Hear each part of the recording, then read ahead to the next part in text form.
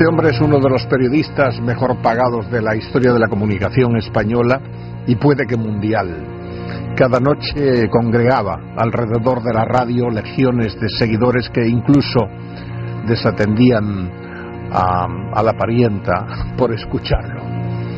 Era el terror de los estómagos agradecidos, los lametraserillos y abrazafarolas. Su cruzada contra lo que consideraba injusto lo llevó a enfrentarse con el poder y a ser quemada su esfinge en el Bernabéu. Un día se marchó de la radio sin decir adiós. Es José María García, Super García, el rey de la noche durante muchos años. Buenas noches. Buenas noches. ¿Por qué después de 35 años,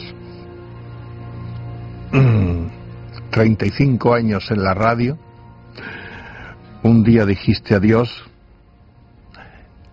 y no te despediste de los oyentes? Ese día, que nunca se me olvidará, fue el 7 de abril de 2002. Decir en ese momento por qué me iba era hacerle un daño irreparable al Partido Popular, al PP, y un beneficio que no merecía al PSOE. Por eso decidí guardar silencio. Y decidí guardar silencio hasta hoy. ¿Y por qué hoy rompes ese silencio? Rompo ese silencio, por un lado, ya sabes que el halago debilita, y además en mi vida ni he halagado gratuitamente ni he hecho la pelota absolutamente a nadie. Por un lado, por la admiración ya desde hace muchísimos años que siento por ti, y por otro lado porque este espacio es una pequeña isla que por el momento creo que está a flote de tanta, con perdón, mierda y porquería como nos ofrece la caja tonta. Uh-huh. José María, tú has sido quizás el periodista que más ha cobrado en la historia de la comunicación, no sé si española o mundial. Te corrijo y con perdón. Porque esta fue no una discusión, una conversación que tuve con el presidente del gobierno. Ese día era precisamente en casa de Juan Abelló, era el cumpleaños de Juan Abelló, y sin venir a cuento, estábamos en una parte, el presidente José María Aznar y yo, me dice: ¿tú ganas más que Zidane? Y le digo: estás equivocado, presidente. Yo produzco más que Zidane. Mis sueldos, mis contratos, que efectivamente han sido altísimos y posiblemente récords, nunca me he preocupado, siempre han guardado directa relación con lo que yo he ingresado en las empresas. Sí, de cualquier forma, en fin, hablar de 1.500 millones anuales y tal, eso no creo que hayan cobrado muchos periodistas, ¿no? Yo ganaba 1.500 millones anuales en la cadena COPE, uh-huh. Y cuando dejé, en un grave error mío, uh-huh. Y luego lo analizaremos, la cadena COPE, y ese año la cadena COPE obtuvo en su historia récord de beneficios. La empresa. ¿Cómo se quedaron los curas después de aportar tantos beneficios a la COPE cuando te marchaste? Los obispos. Más que... mira, la conferencia episcopal es rarísima. Es decir, partiendo de la base que si el cura es raro, el obispo es muy raro y el cardenal es rarísimo. Del Papa no hablo porque no lo conozco. Pero yo creo que no les preocupó, que la menor preocupación era la económica. La conferencia episcopal no le preocupa el dinero de la COPE, solo le preocupa que no le cueste. Cuando yo en el año 92, cuando se produce la invasión de Antena 3 por el imperio del monopolio, con la aquiescencia y la colaboración total y absoluta del partido en el gobierno, que era el Partido Socialista Obrero Español, que es quien ayuda a hacer la trampa para que Antena 3 cambie de manos, yo tenía ya absolutamente realizado mi acuerdo. Yo no quería seguir, yo no quería trabajar, yo quiero ser un hombre libre y yo no quiero trabajar donde tocan una campanita y maricón el último.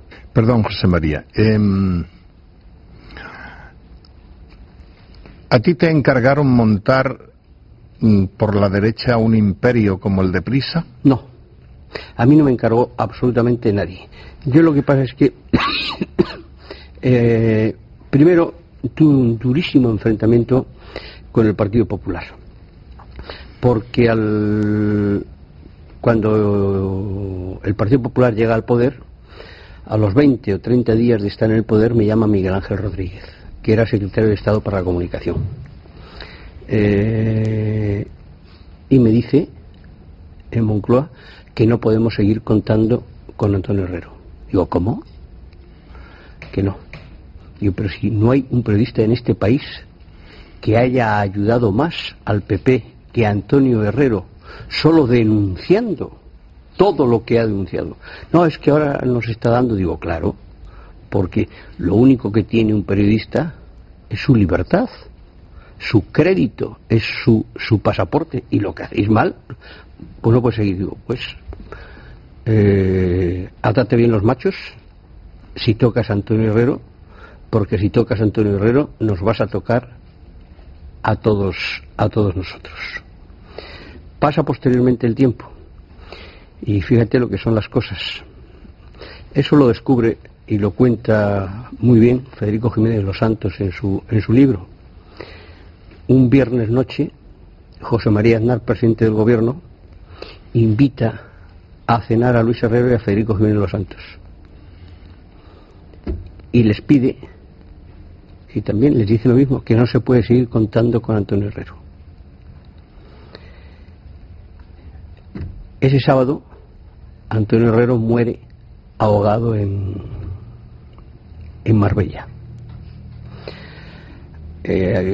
A mí me lo cuenta Luis, no se atrevía. A mí me lo cuenta Luis el sábado y yo me indigno. Y entonces hacemos un programa especial el lunes por la mañana, donde yo, que soy muy pasional, cometí muchos excesos. Le dije auténticas barbaridades al presidente del gobierno, porque además yo pensé, si el viernes pide su cabeza y el sábado se muere, lo menos que puede hacer, aunque sea un presidente del gobierno, es estar aquí. Y no estuvo. ¿Pero Aznar se metía en los medios de comunicación? En la COPE no se metía, o quiero decir, no se metía. Lo que sí, supongo que se metería, o si se metía no lo sabíamos. A mí no me llegó ninguna orden de Aznar, y por supuesto que a Antonio no le llegó ninguna orden de Aznar, ni a Luis, porque no las iban a afectar. Pero lo que yo sí me di cuenta es que en la situación que estamos, tú tienes que tener una multimedia. Se vive de la publicidad. La publicidad es una tarta, pero una tarta limitada que cada vez está teniendo más comensales, y que la COPE estaba absolutamente sola. Yo era consejero de la COPE porque Antonio Herrero se había empeñado, no se fiaba de los curas y dice, tenemos que tener un 5%, y Antonio tenía un 2%, yo un 2% y Luis un 1%, y yo era el representante en el Consejo de Administración. Yo había acuñado aquella famosa frase: en aquella parte del río está el imperio del monopolio, que era el grupo Prisa-PSOE, y en esta parte estamos los demás, el ejército de Pancho Villa, porque el mundo va por su lado, Antena 3 va por el suyo, la COPE por el suyo, ABC por el suyo. Pero resulta que en un consejo de administración, que es lo que me da la clave para todo lo que viene después, en un consejo de administración estaban presentes don Nemesio Fernández Cuesta, como representante de Prensa Española, que tenía el 5% de la COPE, y don Alejandro Echevarría, al hecho que tenía el 5% del grupo Correo, que todavía no había comprado Prensa Española.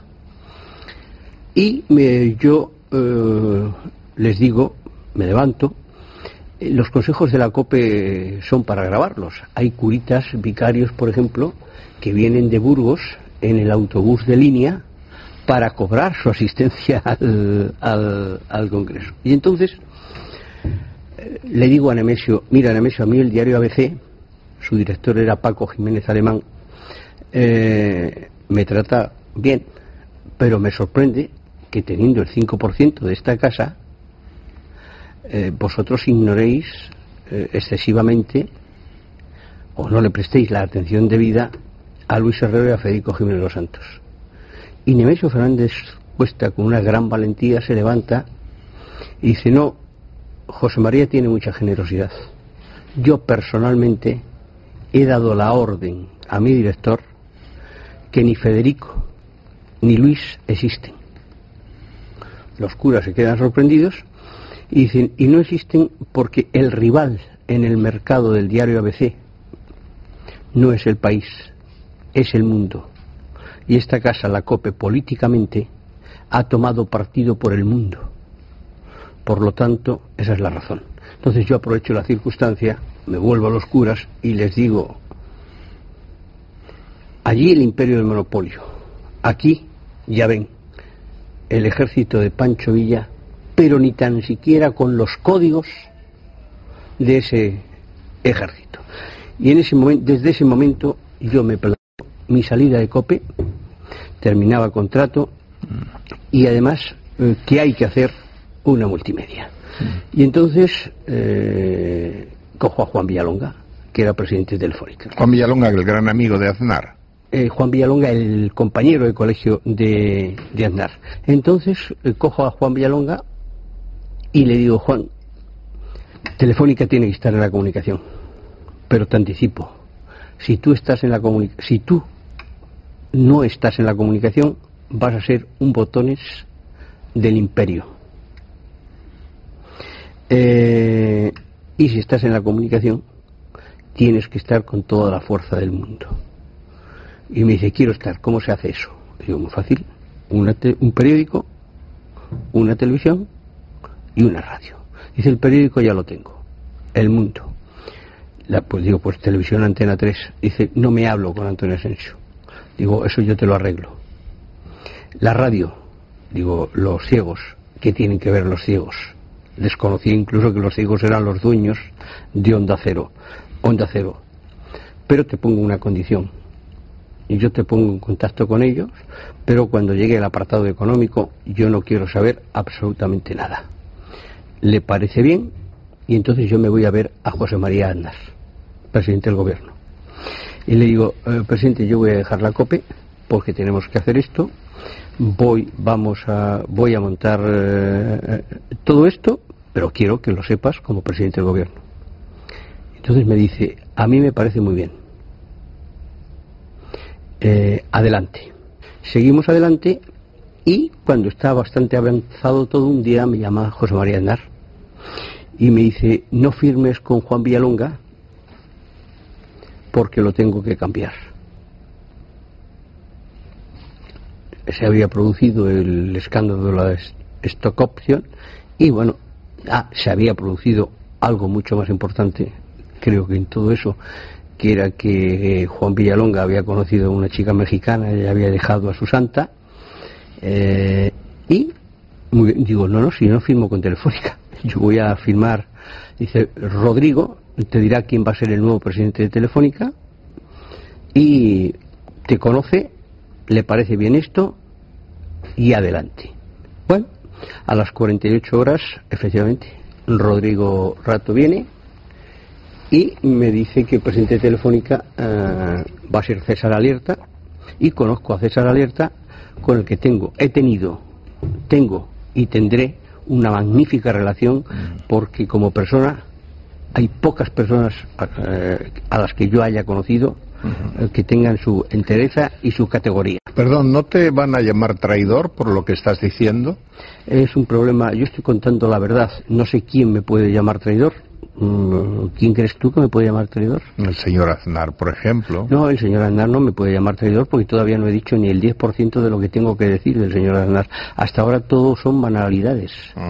¿Qué tendrías que decir del señor Aznar? Pues te tendría que decir que el señor Aznar es el culpable directo y responsable, si no único máximo, de todo ese invento que hicimos se haya venido absolutamente abajo. Los políticos,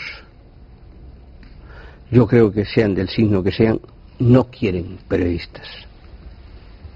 Los políticos quieren aduladores. Los políticos quieren taquígrafos, amanuenses. Pringaos. Y el señor Aznar, y claro, quieren pringados porque como la lucha de intereses es tan grande y a los periodistas les pagan tan poco, pues y tienen que comer, ese es el problema. Y ahora estoy intentando defender a los periodistas. Y entonces, bueno, empezamos en Telefónica y empiezo a darme cuenta que aquello es un escándalo sin precedentes. Un escándalo. Descubro, por ejemplo, que hemos comprado el Mundial pagando un sobreprecio, que es el primer mundial que no da Televisión Española, porque a Televisión Española le había prohibido la SEPI pagar 19.000 millones de pesetas por el mundial. Nosotros a través de Vía Digital pagamos 24.000 millones y descubro que aquello es un escándalo sin precedentes. Por un lado, luego estaban colocando a políticos, hijos de ministros, hijos de gente inútil, gente incapaz, en algunos casos gente deshonesta, y era imposible. Un buen día voy a ver a José María Aznar y le digo: presidente, esto no funciona. Telefónica realmente, o sea, oficialmente es una empresa privada, pero realmente es una empresa pública.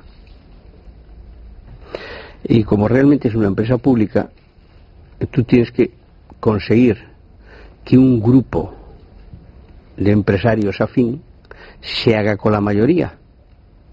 Porque si un día, en un futuro inmediato, pierdes las elecciones, te vas a quedar absolutamente solo. La 1, Televisión 1, esta casa, y la 2, evidentemente, son gubernamentales. Desgraciadamente, el PP, ya con UCD, con Franco y con San Pedro. Bueno, ahora ya sabes que hay un presidente nombrado, en fin, por todos los partidos desde el Parlamento, ¿no? Yo admiro nuevo... No puedo admirar a Luis Fernández porque no lo conozco lo suficiente, y lo que conozco de él no me ha convencido porque ha estado muy escorado hacia el imperio. Ha sido un hombre total y absolutamente del imperio. A partir de ahora, Luis Fernández, el nuevo presidente, no sé qué postura tomará. Pero yo sé que es duro lo que acabo de decir del nuevo presidente, pero es la verdad radical. Este es un hombre de prisa. Bien, es cierto que ha afectado. Estuvo trabajando en Prisa, ¿no? Estuvo trabajando en Prisa y ahora tiene el consentimiento de todos los partidos políticos. Ahora tiene el consentimiento de todos los partidos políticos. Y nombrado por el Parlamento. Por eso te digo que vamos a ver el cambio pero que hasta ahora no es un hombre para aplaudirle. Una prueba de libertad es que esto salga, lo que estoy diciendo, pero no mezclemos temas. Volvamos a lo que llegamos, y llegó al presidente. Digo, tienes que buscar un grupo afín porque te vas a quedar más solo que la 1. La 1 y la 2 gubernamentales le darán, si llega el PSOE, lo primero que va a hacerle es darle una televisión en abierto al imperio, y luego la 3 y la 5 con 2 italianos profesionales de ganar dinero se van a dedicar a esto. Así que si pierdes, imagínate. Y me frena en seco el presidente y me dice: tocayo, analiza esto. Tocayo, yo nunca he perdido un partido. Me quedo mirando, sorprendido, y le digo: te has vuelto loco. Te has vuelto loco. y me marcho. Y no he vuelto a tener ningún contacto con él hasta hace 2 meses, porque cuando estuve enfermo me llamó 12 o 13 veces desde fuera. Yo creo que tenía que agradecérselo. Fui a FAES para agradecérselo personalmente. Me equivoqué. Y digo que me equivoqué porque me encontré a un hombre, es mi impresión, puedo estar equivocado, pero me encontré a un hombre lleno de rencor, me encontré a un hombre lleno de revancha. No era aquel hombre lúcido y fresco que llegó a Madrid para hacerse cargo del PP. Rencor, revancha y sin admitir la derrota. Pero no es eso lo peor. Lo peor es que sigue mandando, pero que es el único que manda. Ese es el problema. Mariano Rajoy es un grandísimo amigo mío. Yo he ganado una apuesta. Yo, adelantándome a los acontecimientos, dije que Mariano Rajoy iba a ser el sucesor. Y se lo dije a él, digo, si vas a ser el sucesor, y dice, ¿por qué? Digo, muy fácil. Tú tienes una cosa fenomenal y una cosa malísima. Pero eso equilibra tanto la balanza que vas a ser el sucesor. Lo bueno, que pasas por los sitios y no manchas. Y lo malo, que pasas por los sitios y no limpias. Y entonces Aznar, que quería seguir mandando, ese era... Pero yo perdón, el señor Rajoy colaboró con usted, sí. Era un especialista en ciclismo, ¿no? Cuando me llamas de usted me impresiona. Bueno, contigo. Después de tantos años. Sí. Sí, era un especialista, un consumado especialista en ciclismo, una auténtica maravilla, y es mi amigo. Yo espero que no se enfade mucho con esto, pero yo le he hecho a Mariano Rajoy, y tengo el derecho de decir estas cosas del PP, porque yo he hecho al PP unos favores absolutamente impagables. A mí un día a las 5 de la tarde, Mariano Rajoy, vicepresidente del gobierno, me localiza. ¿Dónde estás? En la radio. Estaba en COPE. Necesito verte urgentemente. ¿Qué pasa? Se está hundiendo el mundo. Necesito verte. Y quedamos en el Hotel Ritz. Y digo, ¿qué pasa? Dice, tenemos que localizar, todavía era presidente de Telefónica Juan Villalonga, tenemos que localizar urgentemente a Villalonga. Digo, ¿qué ha pasado? Dice que ha cesado a Ernesto Sáenz de Buruaga, que era el director de los servicios informativos de Antena 3 Televisión. ¿Lo cesó Villalonga a Ernesto Sáenz de Buruaga, sin consultar con Aznar? A eso voy. Que ha cesado Ernesto Sáenz de Buruaga, que ha cesado Juan Villalonga, Ernesto Sáenz de Buruaga, y el presidente lo entiende como una afrenta personal. Y digo, pero vamos a ver, Mariano. Primero, el vicepresidente del gobierno tiene que llamar, aunque sea su amigo, a un periodista para esto. Yo te lo hago encantado, porque eres mi amigo y porque eres buena gente. Segundo, es tan importante Ernesto Sáenz de Buruaga, que ya sabes que los presentadores de telediarios, que no se molestan conmigo, pero a los presentadores de telediarios, pues gente que más o menos allí llegan allí, les embadurnan un poquito la cara y leen lo que les más o menos han escrito o lo que han escrito ellos. O sea, a mí estaría encantado con ver un telediario tipo americano, un telediario donde el presentador se moje. Bueno, y le digo, ¿y qué quieres que haga? Pues que hables con Juan Villalonga. Localizo a Juan Villalonga, que está en Los Ángeles, y le digo, oye Juan, estoy con Mariano Rajoy, vicepresidente del gobierno, que dice que vas a cesar a Ernesto Sáenz de Buruaga. Dice, no lo voy a cesar, ya lo he cesado. Lo he cesado por desleal, y me dice 3 epítetos que no es necesario, pero gravísimos. Digo, bueno, pues espérate que te paso al vicepresidente del gobierno. Hablan, un cuarto de hora, me pasa el teléfono y dice, bueno, encárgate tú de decirle al presidente que lo dejo, pero lo dejo por él. Pero el sábado vente a mi despacho y te cuento quién es Ernesto Sáenz de Buruaga. El sábado viene de Los Ángeles, voy al despacho de Juan Villalonga, me dice, mira, este tipo no merece la pena. Piqué era ministro, yo creo que se llamaba de tecnología entonces o una cosa así, y había redactado un decreto que perjudicaba mucho a Telefónica.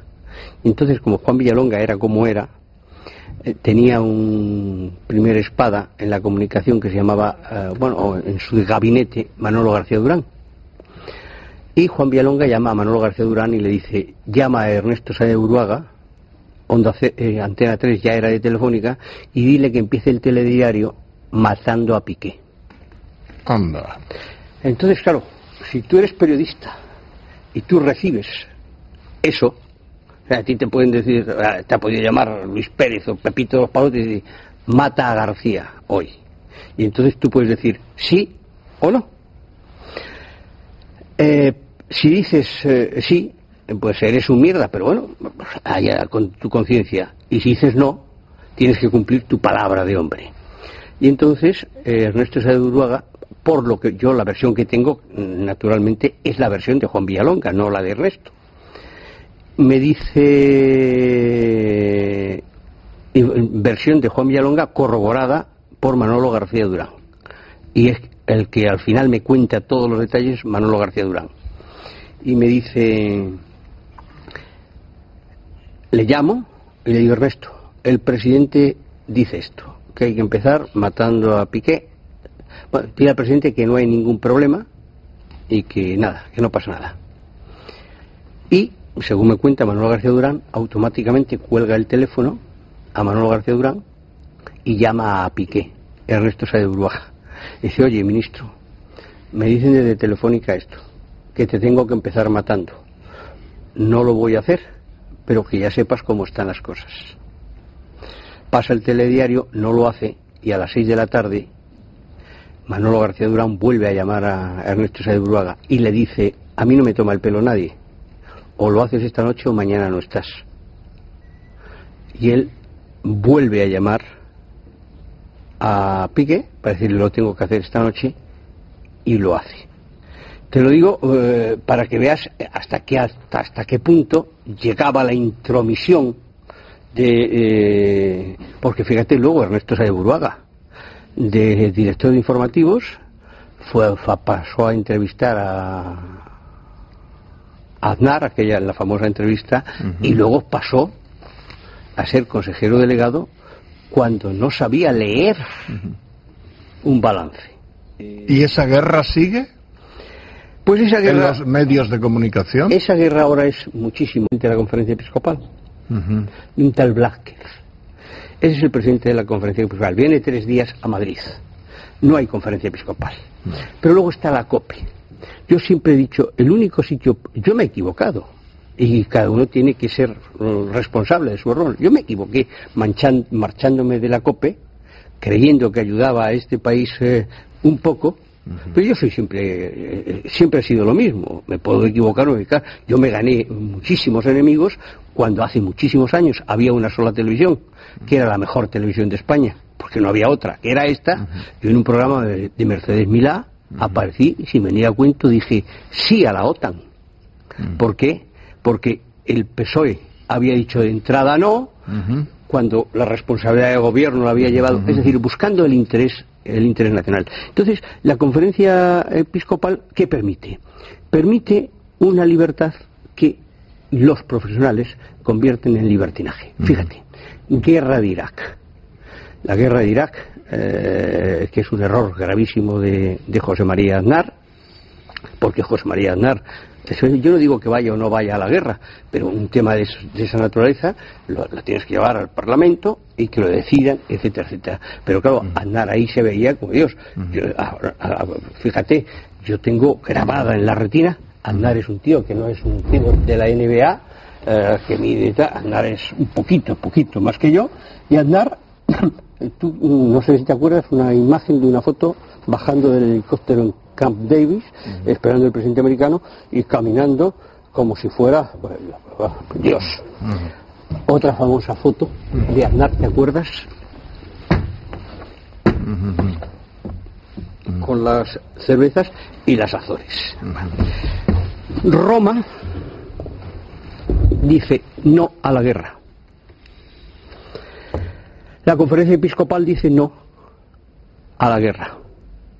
El sínodo de los obispos, fíjate que es difícil ponerlos de acuerdo, incluido el catalán, dicen no a la guerra. Y los dos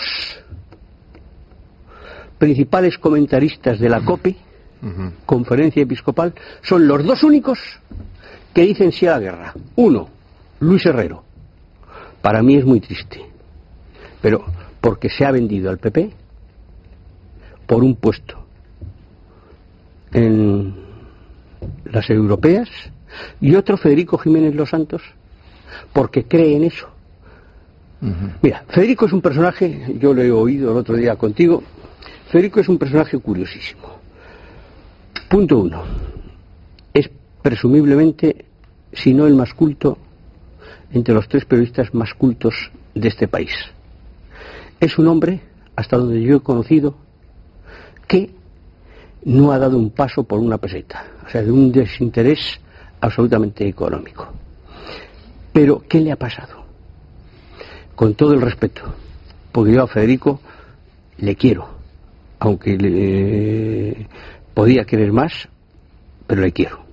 Le he perdido el respeto, le he perdido la admiración, pero le quiero. El cariño no. Le he perdido el respeto y le he perdido la admiración porque ha dejado de ser periodista. El periodista que no es plural, el periodista que no es neutral, no es periodista. Es otra cosa. Y entonces él ha dividido el mundo entre los buenos, la derecha, y los malos, la izquierda. Ha estado usted en la guerra durante mucho tiempo.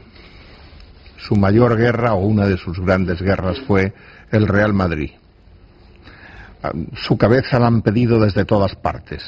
Uno de los que pidieron su cabeza, naturalmente, fue Florentino. ¿Quién más ha pedido su cabeza?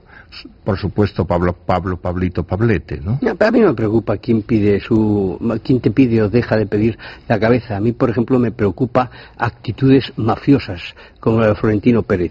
Florentino Pérez y Jorge Valdano son los hombres que han destrozado a este Real Madrid.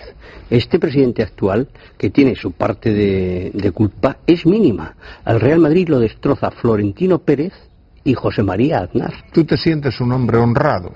Yo creo que soy un hombre honrado, aunque la honradez es algo que no se puede medir. Incorruptible.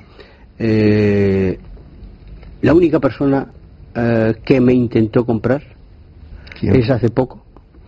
Fue un curioso personaje, Manolo García Durán, aquel famoso de Telefónica. Florentino me estaba persiguiendo por activa y por pasiva para que comiera con él, y yo le decía que no quería comer, y entonces interviene Eduardo Zaplana, que era su amigo, y me dice si puedo comer. Digo no, tomar café sí, y vamos al Hotel Villamagna, y delante de Eduardo Zaplana dice, hombre, dos amigos míos como Florentino y tú tenéis que llevar bien. Digo no, porque este es un sujeto que no merece la pena, este es un tramposo que juega con las cartas marcadas, es una persona no apta para la sociedad. Cualquier ciudadano normal coge una botella y te da con ella en la cabeza. Florentino se lo tragó todo. Y a los 3 días me llama y me dice, era el día de, me parece, Nochebuena, si podemos cenar. Y yo me ablandé un poco, dije que sí. Y fuimos a Zalacaín a cenar, y se invitó también Manolo García Durán. Y Manolo García Durán, que era el que estaba en Telefónica antes, se sienta y me dice, quiero que sepas que yo antes trabajaba gratis para Florentino, ahora cobro. Digo, bueno, a mí me parece muy bien. Entonces empezamos a hablar de las torres, empiezo a rebatir por qué, empezamos a hablar del contrato de Figo, cómo el Real Madrid le quita a Figo al Barcelona a través de un escándalo de Caja Madrid y de un tipo impresentable como es su presidente Miguel Blesa. Pero el contrato de Figo lo avala Florentino Pérez, el de Figo y el de Zidane, ¿no? Con su dinero, ¿no? Florentino Pérez con su dinero no avala absolutamente nada. El contrato de Figo lo avala Caja Madrid, creando una empresa fantasma con un capital social de 500.000 pesetas para dar al día siguiente 12.000 millones. Es decir, eso con la presidencia de un impresentable Miguel Blesa, que había recibido las instituciones pertinentes. Y entonces, bueno, voy atajando todo esto, y en un momento determinado Miguel García Durán con el señor Pérez Asociado me dice, bueno, ¿y cuánto cuesta que mires para otro lado. ¿Y? Me levanté, le dije a Blas, que es el maître eterno de ese imperio que se llama Zalacaín, mándame la factura a la oficina y adiós. ¿Es la única vez que han intentado comprarte? Sí. Y aterrorizarte. No, aterrorizarme no. Hace muchos años pues, yo vivía en O'Donnell, mis hijos eran pequeños, pusieron una bomba en el portal de mi casa porque había descubierto una sociedad fraudulenta de quinielas donde compraban a los porteros de segunda división. He tenido distintas amenazas, pero no graves. ¿El peor momento para ti fue el 23F? No, ese no fue el peor momento para mí, el 23F. El 23F fue un momento de España en el que yo tuve una intervención que era la intervención de un reportero profesional, de un reportero, uno más. El peor momento es el día que voy por la calle de Arturo Soria, aquí va el chofer, aquí está mi mujer y aquí estoy yo. Suena el teléfono, me había hecho una biopsia y me llama el señor de la biopsia. Me dice, mira, debía decírselo al médico, no a ti, pero como he dormido 30 años contigo, malas noticias. Y digo, ¿qué son malas noticias? Dice, tienes cáncer.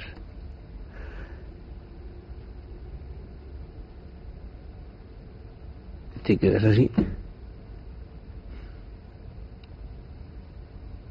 Coge el teléfono de mi mujer, ella se pone a llorar, y tardo unos segundos en reaccionar y digo, hay que empezar a luchar.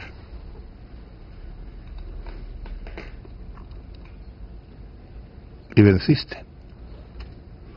Por lo menos aquí estamos, deseoso de volver, si es que se puede, para devolverle a esta sociedad algo de lo mucho que me ha dado. Yo tengo mis necesidades cubiertas. Yo no soy millonario, yo no necesito comer 3 veces, yo no tengo ningún yate porque no me gusta navegar, y la luz la tengo pagada hasta que Dios me llame, pero entonces me dicen, ¿por qué quieres, con lo feliz que vives ahora haciendo tu deporte, jugando al mus con tus amigos, por qué quieres volver? Porque quiero devolverle un poco a la sociedad lo mucho que me ha dado y quiero traer, por lo menos, voy a ver si lo consigo, un programa plural. Por un lado, plural en lo político, y luego es necesario, es imprescindible un programa de investigación. ¿Te molestaba que te llamaran Butano? No, porque el que lo hacía con cariño, y el que lo hacía por ofenderme, pues evidentemente era su problema. Bueno, no estaba mal pensado ese nombre de Butano porque usted explotaba todas las noches, ¿no? No, eso nació primero porque no mido 1,90 y segundo porque en los partidos, cuando hacía el campo, yo llevaba una chamarra larga por la lluvia de color butano. ¿Para ti quién ha sido más censor? El más censor. Yo ¿El creo PSOE o el PP? Por lo que yo he vivido, quiero decir, no hay la menor duda. Yo creo que es muy difícil, muy difícil igualar el capítulo de censura de José María Aznar. Es más, tú fíjate que Multimedia de Telefónica tiene durante 6 meses un presidente provisional, porque él el puesto ya se lo tenía guardado para un amigo que, como había tenido un cargo ministerial, no podía ocupar ese puesto durante 6 meses hasta que no se cumpliera. Ese amigo era Pedro Antonio Martín Marín. El mayor censor que ha tenido este país ha sido José María Aznar. ¿Se acabó el periodismo libre para usted? No, que va. Vuelve a empezar ahora, si es que vuelvo. Señor García, ha sido un honor y mi gratitud por haber concedido tanto tiempo a este encuentro. Muchísimas gracias, y mi gratitud es hacia ti, el halago de Vilita, por haberme correspondido tan generosamente. Buenas noches y gracias. Buenas noches.